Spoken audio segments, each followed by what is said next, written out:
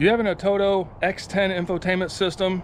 And did you just hook up the backup camera and it says no signal? Well, I'm VWJawbreaker, and on today's video, I'm going to show you quickly how to resolve that. Let's dive into this.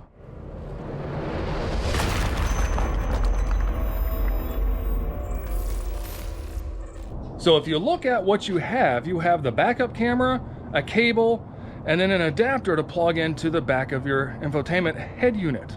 It's really pretty straightforward. You mount your camera right to the vehicle, you hook your cable up, run the cable up, and there's only one way to hook that cable up properly. It's pretty foolproof. Only one end of the cable plugs into the camera, and only one end of the camera plugs into the infotainment system. So why does it say no signal? Well, did you remember to take the white wire and tap it into your reverse lights? That's what makes the camera come on when you put it in reverse. But did you know you can also hit the rear camera app and pull the camera up there? That also says no signal.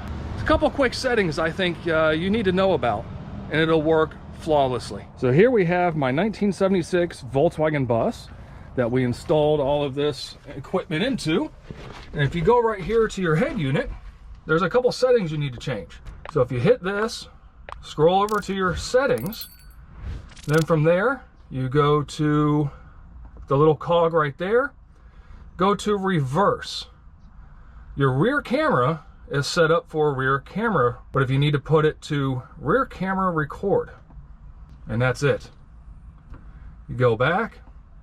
Now if you hit your rear camera, it'll actually work. Or, same thing, if you put the vehicle in reverse, your camera comes up.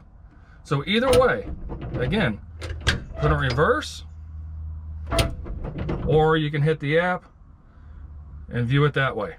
And that's simple. That's all there is to it.